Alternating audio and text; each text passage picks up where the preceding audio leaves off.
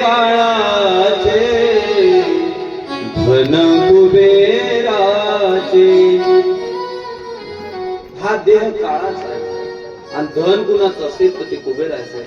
कुणामुळे तर म्हटले भगवान भोलेनाथांमुळे. त्यांच्या कृपा आशीर्वादाने त्या ठिकाणी त्यांना प्राप्त झालं. एवढा धनी असणारा कुबेर त्या ठिकाणी, कुबेराने विचार केला, भगवंताने आपल्याला त्या ठिकाणी धनाचा मालक बनवलं, जगात जेवढं धन आहे त्याचा मालक बनवलं. मग आपण काय केलं पाहिजे? देवाच्या सेवेतून उत्तीर्ण होण्याकरता, उतराई होण्याकरता काहीतरी देवाकरता केलं पाहिजे. मग काय केलं? त्याने भलं मोठं घर देवाला बांधून दिलं. एवढं मोठं घर बांधलं, एवढे घर बांधले. त्याने विचार केला, कैलास पर्वतावर सगळं त्या ठिकाणी आपण नेऊन त्या ठिकाणी एक नगरीच वसवू. विश्वकर्म्याला बोलावून घेतलं आणि सोन्याचे अनेक घर त्या ठिकाणी बनवलेले. भगवान परमात्म्याला ते दिले. भगवान भोलेनाथांनी विचार केला, एवढं मोठं आपल्याला दिलं, घर बांधल्यानंतर काय करावी लागते? वास्तुशांती करावी लागते. मग वास्तुशांती करायची तर आपल्याला एखादा ब्राह्मण आणावा लागेल. आणि त्या काळातला सगळ्यात विद्वान ब्राह्मण होता रावण. रावणासारखा विद्वान, रावणासारखा हुशार विद्वान ब्राह्मण कोणी नव्हता त्या काळामध्ये. आजही रावणाचे श्लोक आपण पाहिले तर आपल्याला ते सहजासहजी म्हणता येत नाही. त्याला बसवावं लागतं, त्याला घोकावं लागतं. रावणाने भगवान भोलेनाथांचं वर्णन केलेलं तुम्ही बघा. जटाटवी गलज्वल प्रवाह पावितस्थले गले वलंब लंबितांबुजंग तुंग मालिका दमट दमट दमट निनाद वड्डमर्भयम् चकार चंडतांडवं मनोतु नमः शिवम् चकार चंडतांडवं मनोतु नमः शिवम्. रावणाने वर्णन केलं. आमच्या सारख्याला पाठ केल्यावर बी ते म्हणता येत नाही. का? त्यात रावणाची विद्वत्ता दिसून येते. त्याच्यातला अवगुण तुम्ही बाजूला ठेवा 2 मिनिटा करता, पण त्याची विद्वत्ता जर रावणाची पाहिली तर त्याच्यासारखा विद्वान आजपर्यंत जगाच्या पृथ्वीवर कोणी पृथ्वीतलावर झालेला नाही. असा तो विद्वान रावण. त्याने वर्णन केलं भगवान भोलेनाथांचं. जटाटवी गलज्वल प्रवाह पावित असतले. भगवान भोलेनाथांनी जटारूपी वनातून निघालेली गंगा माता आहे. कसं वर्णन असेल बघा, काय वर्णन असेल. आणि सर्परूपी माळ, वासुकी रूपी माळ गळ्यामध्ये घालून तो त्या ठिकाणी भगवान परमात्म्याने काय वर्णन केलं असेल, अवघड आहे. आणि हे रावण कुणाचे पुत्र आहे? कुबेर कुणाचे पुत्र आहे? म्हटले विश्रावा नावाचे ऋषी होते. त्यांना 2 पत्न्या. विश्रावा ऋषींना पहिल्या पत्नीपासून कुबेर जन्माला आला आणि दुसऱ्या पत्नीपासून रावण, कुंभकर्ण आणि विभीषण असे 3 पुत्र जन्माला आले. सगळ्यात विद्वान ब्राह्मण म्हणजे रावण होता त्या काळामध्ये.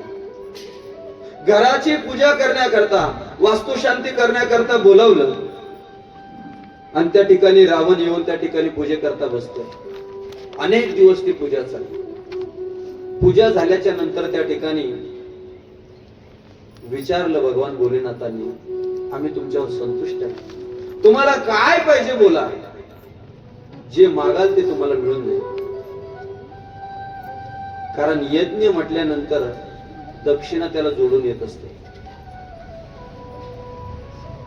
यज्ञ आणि दक्षिणा हे बरोबर आहे. काय दक्षिणा पाहिजे तुम्हाला? मग काय मागितलं पाहिजे हे तरी कळालं पाहिजे की नाही.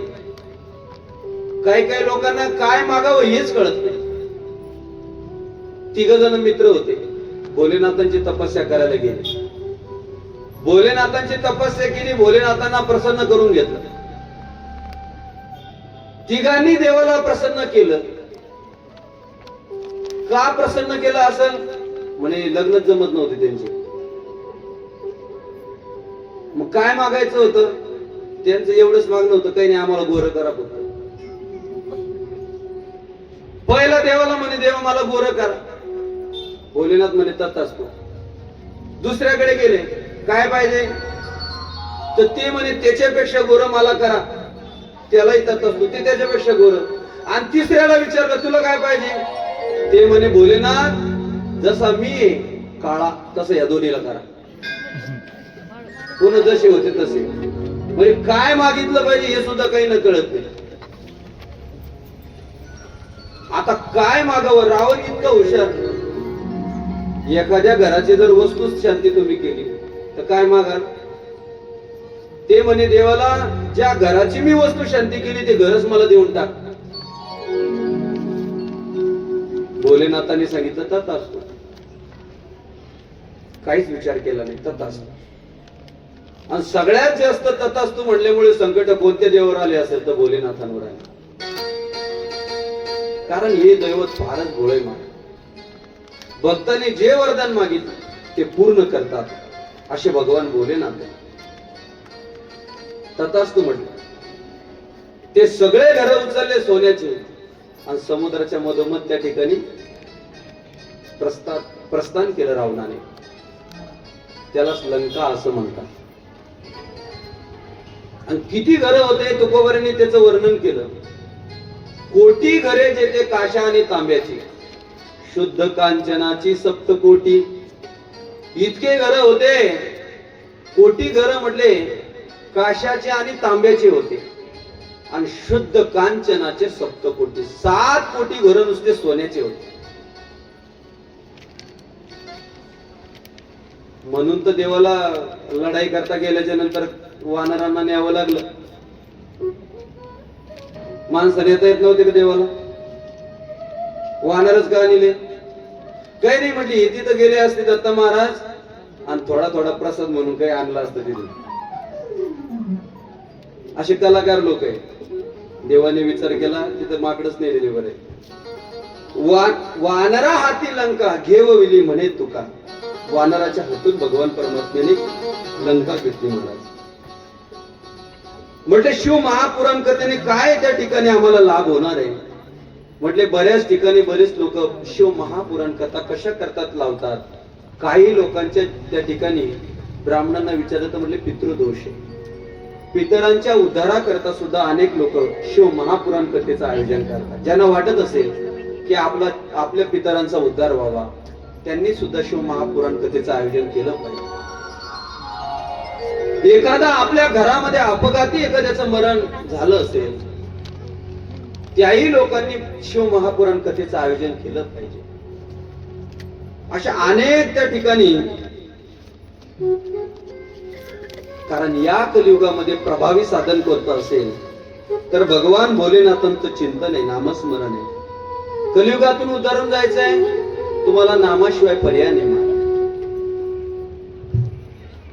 कलियुग केवल नाम आधारा, सुमेरे सुमेरे नर उतर हे पारा. कलियुगामध्ये जर उद्धार कशाने असेल तर देवाच्या नामाने.